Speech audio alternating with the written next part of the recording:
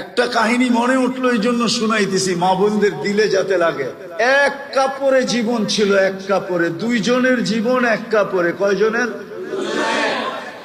স্বামী পড়লে স্ত্রী উলঙ্গ, স্ত্রী পড়লে স্বামী উলঙ্গ।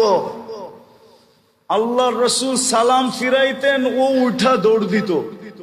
আল্লাহর রসুল একদিন জিজ্ঞাসা করছে, আমি সালাম ফিরাইতে দেরি, তুমি ভাগতে দেরি করো না, কারণটা কি?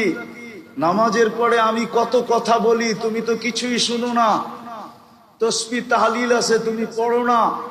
তো চোখের পানি ছেড়া বলতেছে, ইয়া রাসূলুল্লাহ, একটাই কাপড়, আমি পড়তে চলে আসছি, আপনি সালাম ফিরান, আমি ছুটা যাই, আমি যা খুলা দেই যেন আমার স্ত্রী আউয়াল ওয়াক্তে নামাজ পড়তে পারে। ইয়া রাসূলুল্লাহ, আমারও মনে চায় আপনার কথা শুনে। আল্লাহর রসুল পর্যন্ত চোখে পানি চলে আসছে, এরকম জীবন। ওই ঘরের কাহিনী শুনাইতেছি। স্বামী একদিন স্ত্রীর গালে চিমটে দিয়া বলতেছে, আমি জান্নাতি। স্বামী বলে, তোমাকে খবর দিল কে তুমি জান্নাতি? কারে না, আমি জান্নাতি। তো তিনবার বলার পরে বলছে, বলো তুমি কি করে জান্নাতি? সবরের জীবন চলতেছে, সবর। এক কাপড়ে দুইজনের জীবন, সবর করতেছি। আজ পর্যন্ত কোনো চাহিদা রাখি নাই, কোনো দিন বলি নাই যে আরেকটা কাপড় নিয়ে আসো। কোনদিন চাহিদা ব্যক্ত করছি? স্বামী বলে না। তুমি যে কাপড় আনো না, এটার জন্য কোনদিন মোক্কালা করছি, অভিযোগ করছি? বলছে না। বলছে সবরের বদলা আল্লাহ বলছে জান্নাত।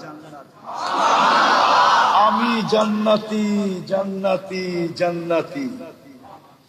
স্বামীর চেহারাটা কালো হয়ে গেছে, তো গালে চিমটি দিয়া বলতেছে, তুমিও জান্নাতি। আমি জান্নাতি কি করে? আমার মতো স্ত্রী পেয়ে কি খুশি হও নাই? শুকরিয়া আদায় করো না?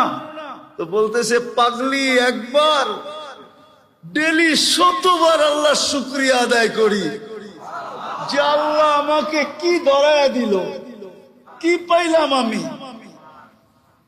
বলছে, শুকুরের বদলাও জান্নাত, তুমিও জান্নাতি, আমিও জান্নাতি, ফুর্তি জান্নাতে হবে, জান্নাতে।